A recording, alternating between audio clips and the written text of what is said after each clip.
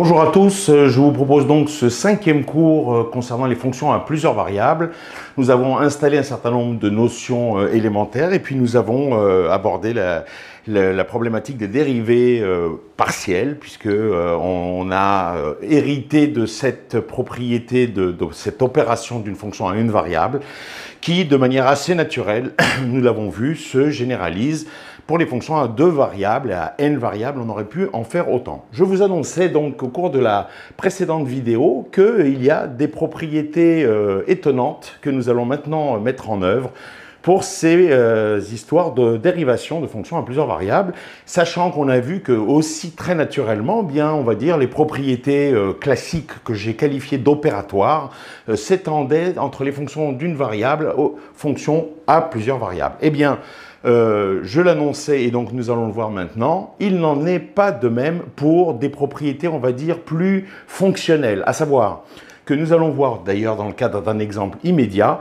qu'une fonction à deux variables, par exemple, peut admettre des dérivées partielles en un point sans pour autant être continue en ce point.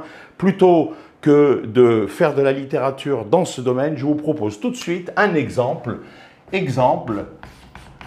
qui va illustrer ce propos. Je vais considérer la fonction f de xy qui va valoir donc xy sur x2 plus y2 pour xy différent de 0, 0. Pourquoi? Ben évidemment, en 0, 0, le rapport vaut 0 sur 0, donc c'est une opération complètement impossible de manière statique, à savoir que la fonction en question prenne les valeurs 0, 0 à brûle pour point, j'ai envie de dire, c'est-à-dire de manière instantanée, puisque vous avez donc une opération qu'on ne sait pas faire dans R. Par contre, en termes de limites, évidemment, le problème est tout autre. On pourrait éventuellement envisager de se rapprocher vers 0, 0 et de voir comment ce quotient qui produit une forme indéterminée, cette fois-ci en termes de limite, à savoir 0 sur 0, comment ce quotient se comporte-t-il? Eh bien, au-delà donc de cette singularité, eh bien, au point en question, à savoir quand xy vaut 0, 0, on suppose connue la valeur de cette fonction en ce point. Et donc, voilà maintenant les deux questions qui nous importent. Première question, f est-elle continue en 0, 0? Et certains d'entre vous ont la réponse au bout des lèvres. Et la deuxième question, peut-être moins évidente, f admet-elle des dérivées partielles au même point? Admet-elle des dérivées partielles en 0, 0? Et vous imaginez, puisqu'il s'agit d'une illustration de mon propos, à savoir qu'on peut avoir des dérivées partielles qui existent sans que la fonction soit continue, eh bien, voyons exactement ce qu'il en est ici. Alors, premier aspect, continuité au point. Il nous faut évaluer, cette fois-ci, je ne motive plus les troupes, puisque vous avez dû assimiler ce que l'on a abordé ensemble dans les séances précédentes. Il nous faut évaluer la limite de f de xy quand xy tend vers 0, 0 et voir si on obtient comme limite la valeur de la fonction au point. Donc, ici, c'est la limite en remplaçant l'expression quand xy tend vers 0, 0 de x fois y sur x2 plus y2. Très bien. Et on a déjà rencontré ce type de structure. On a un polynôme du second degré, on a un monôme du second degré à deux variables x, y, hein, et au numérateur et au dénominateur, la même chose. Donc on a en fait une manière de tendre vers 0 au numérateur comme au dénominateur, à peu près de la même nature, cette convergence vers 0, j'ai envie de dire à la même vitesse. Donc, pour obtenir, ça veut dire quoi? Ça veut dire que grosso modo, c'est la même fonction au numérateur qu'au dénominateur. Et donc, à un ordre de grandeur près à définir, mais si ça va à la même vitesse, on a envie de dire qu'on tend plutôt vers 1 ou vers une constante que vers 0. Parce que dire que vous devriez avoir 0 au passage, ça je ne l'avais pas mentionné lors des calculs des limites précédentes. Dire que la fraction tendrait vers 0, cela voudrait dire implicitement que le numérateur tendrait plus rapidement vers 0 que le dénominateur. Le numérateur allant plus vite vers 0, il va donner le la, comme on dit en musique, à savoir que le numérateur va tendre vers 0 et le dénominateur va aussi tendre vers 0, mais moins rapidement, ce qui donnerait un comportement global de la fraction vers 0.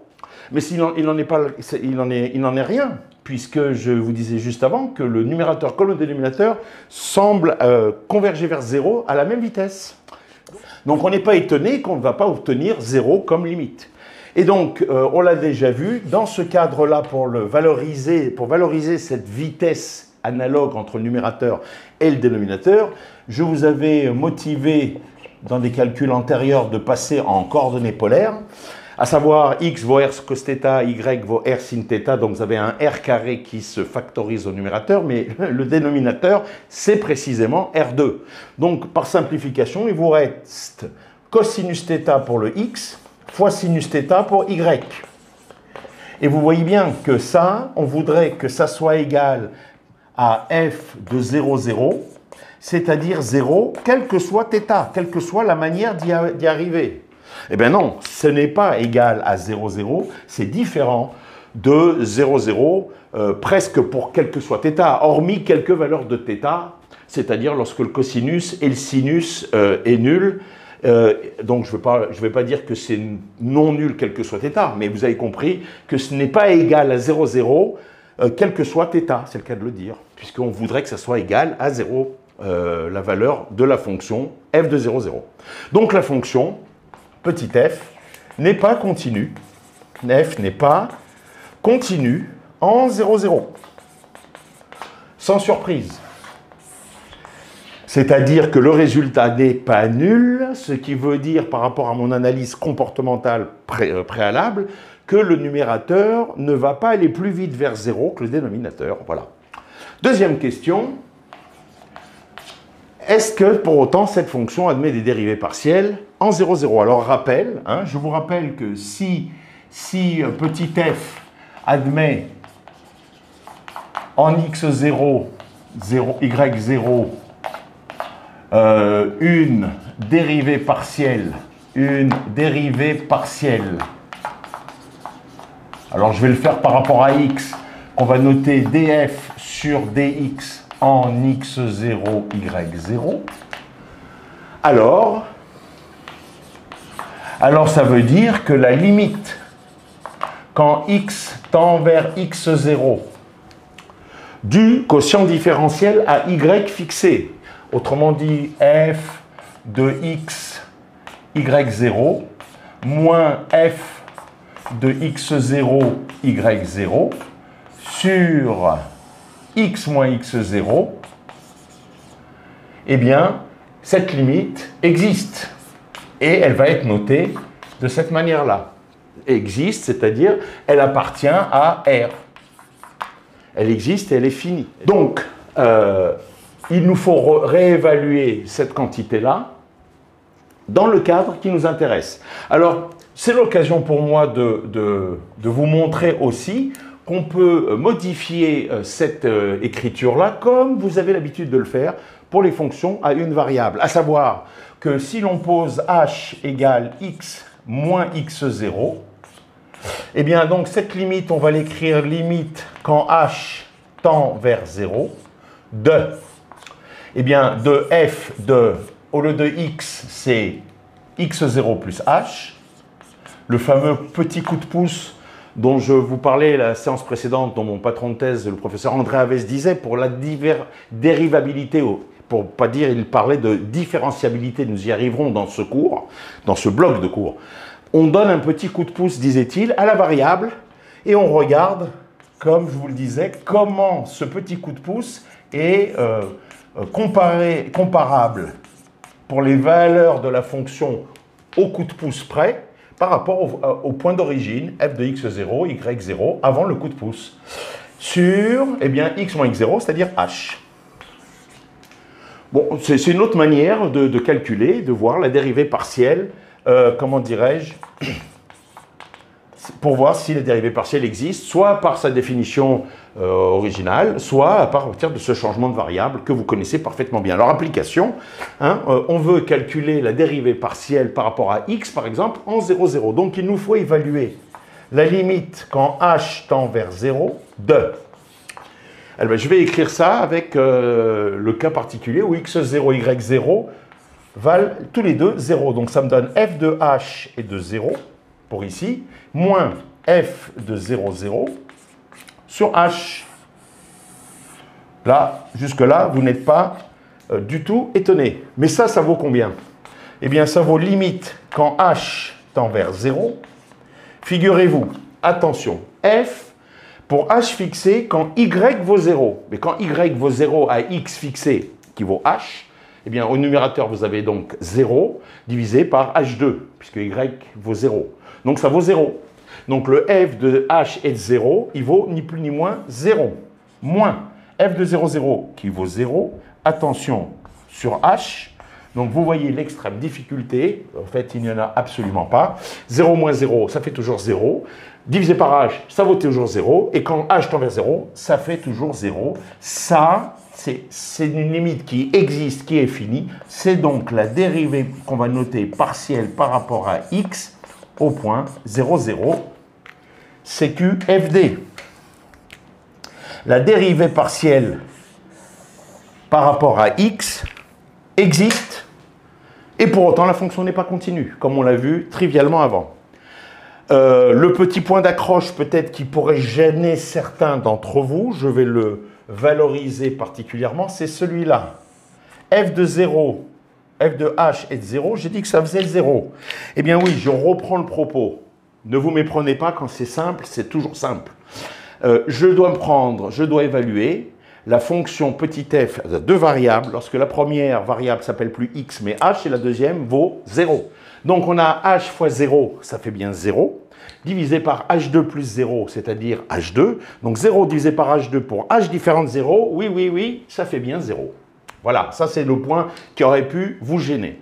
Et donc, figurez-vous que ce calcul-là, comme la fonction est symétrique en x, y, eh bien, sans surprise, c'est égal à la dérivée partielle par rapport à y au point 0, 0, qui vaut donc aussi 0. Je vais le réécrire deux fois. Et ça, j'évoque, pour l'écrire directement, un argument de symétrie. Certains vont me dire, oui, mais les arguments de symétrie, on gère pas bien. Eh bien, écoutez, gérons-les jusqu'au bout, c'est-à-dire évaluons. De la même manière que nous venons de le faire ici pour la dérivée partielle dans la direction x par rapport à x, évaluons la dérivée partielle par rapport à y au point 0, 0. Alors, c'est la définition, encore une fois, que vous connaissez, qu'on a vu dans la séance, au cours de la séance précédente, c'est-à-dire c'est cette définition, mais cette fois-ci c'est y qui tend vers y0, x0 va être fixé, et puis ici vous allez avoir, comment dirais-je, y, et puis ici x0, y0, et ici vous allez avoir y moins y0. Et on va faire le même changement de variable. Alors, le petit coup de pouce donné pour x, ou l'écart entre x et x0, on l'appelle h, pour qu'il n'y ait pas de confusion et que l'on ne pense pas à tort, je dis bien, que y et x ont les mêmes variations, en général, le petit coup de pouce qu'on va donner à y pour calculer df sur dy en x0, y0, hein, ça va être la limite. Alors, je ne reprends pas l'écriture d'ici, hein, je vais écrire directement le pendant de cette écriture-là. On écrit que c'est quand k tend vers 0, on change de petit coup de pouce, si vous voulez, on change d'incrément, parce qu'il n'y a aucune raison que ce qui se passe dans la direction x soit ce qui se passe stricto sensu dans la direction y. Les deux vivent leur vie indépendamment, sauf mention du contraire. Sauf mention contraire, on dira. Et donc, cette mention contraire n'ayant pas lieu pour l'instant, on l'appelle plutôt K, la variation ou le petit coup de pouce dans la direction Y. Alors, il faut écrire donc cette quantité-là. Hein. Par définition, ça va être quand X est fixé à X0. Et puis ici, évidemment, maintenant, vous allez avoir Y0 plus K, moins F de X0 y0 sur k. C'est pas bien méchant, hein. Application de nouveau. Application. Eh bien, application, on va calculer la limite quand k tend vers 0 au point x0, y0 particulier, le point 0, 0. Et donc, c'est la limite quand k tend vers 0 de f de 0 et de k, moins f de 0, 0 sur k quand k tend vers 0. C'est donc toujours la limite quand k tend vers 0 de... Et donc, ceux qui ne comprenaient pas ou qui ne voyaient pas cette histoire de symétrie, ben, à un moment donné, il va falloir le voir. Hein, il va falloir le voir de manière très claire. C'est-à-dire que maintenant, notre f de 0 et de k, figurez-vous qu'il vaut exactement le f de h et de 0 ici, pour des raisons de symétrie. X vaut 0, y vaut k, 0 fois k, 0. X vaut 0, 0, bon d'accord, plus k2, 0 plus k2, k2, 0 sur k2, 0. Voilà, 0 sur K2, 0, c'est exactement ce 0-là qu'on avait tout à l'heure. Je pense qu'il est inutile d'insister, vous avez compris. Moins 0, ça c'est, comment dirais-je, la valeur de la fonction, c'est la valeur de f de 0, 0 qui n'a pas bougé depuis tout à l'heure, donc moins 0 sur K. D'accord ? Bah écoutez, qu'est-ce que je vous dis, hein, même cause, mêmes effets, ça fait 0. Et donc, on obtient bien que df sur dy, cette fois-ci, en 0, 0, vaut 0, comme je l'avais annoncé tout à l'heure, par des raisons de symétrie. Mais là, le calcul est fait si jamais vous n'en étiez pas convaincu. Donc voilà un exemple qui nous montre bien qu'il y a des fonctions qui ne peuvent ne pas être continues. On ne va pas dire qu'elles sont discontinues, on va dire qu'ils peuvent ne pas être continues. On pourrait parler de fonctions discontinues à plusieurs variables, mais je ne veux pas aborder pour l'instant cette notion-là. On va dire que cette fonction-là n'est pas continue en 0, 0. Pour autant, sa dérivée partielle en y et sa dérivée partielle en x, ici, la même valeur, mais c'est un cas particulier. En tout cas, ces deux dérivées partielles existent. Donc, il nous faut comprendre. Je voudrais voir maintenant avec vous, pour terminer cette séance particulière, sur ce paradoxe apparent, à savoir de comprendre comment se fait-il qu'une fonction à deux variables peut ne pas être continue en un point, mais pour autant admettre des dérivées partielles, et on vient de le voir, c'est on ne peut plus flagrant. Donc il y a ici une richesse de la fonction à deux variables qu'il nous faut découvrir ou comprendre pour se distinguer, pour prendre la distance nécessaire avec les fonctions à une variable. Alors de quoi s'agit-il? Donc remarque, hein, remarque, on va reprendre notre petit dessin pour la énième fois. Donc voilà le point x0, y0. Voilà le point m0. Et autour de ce point, nous avons donc un voisinage. Ça, je vais le noter, je vais l'appeler, bon, je vais le garder la même couleur, voisinage de m0. Voilà. Qu'est-ce que l'on a fait pour la dérivée partielle en x? Alors ici, que ce soit le point 0, 0, le point x0, y0, bien évidemment, vous comprenez que mon propos est général et vous pourriez l'appliquer de manière très concrète. Ici, on va en parler dans un instant. Donc, si je reprends df sur dx en x0, y0, tel que comment dirais-je, je l'ai présenté dans la séance précédente, rappelez-vous, c'est ce que l'on avait noté, f' de x0 avec grand F de x, eh bien la fonction qui à x associe f de petit x et de y0 fixé. Et donc, la dérivée partielle par rapport à x existe si la dérivée première de la fonction à une variable grand F est dérivable. Alors oui, il est clair que grand F est dérivable si grand F est d'abord continu. Si grand f est continu. Si grand f n'est pas continu, comme une fonction étant une fonction à une variable, elle ne sera jamais dérivable. Ça, ce n'est pas à remettre, ce n'est pas négociable, ce n'est pas à remettre en question. Donc, si la dérivée partielle première de la fonction petit f à deux variables existe, c'est que la fonction grand f est dérivable, par définition. C'est donc que la fonction grand f est continue en x0 si vous voulez. Mais la fonction grand f en x0, c'est la fonction petit f au point petit x et y0. Ce qui veut dire que la fonction petit f par rapport à petit x, la fonction petit f par rapport à x, oui, elle doit être continue, donc par rapport à x. J'ai envie de dire que la fonction à deux variables doit être continue dans la direction petit x, c'est-à-dire entre un voisinage x0 moins h et x0 plus h que je monte volontairement au niveau du point. Pourquoi?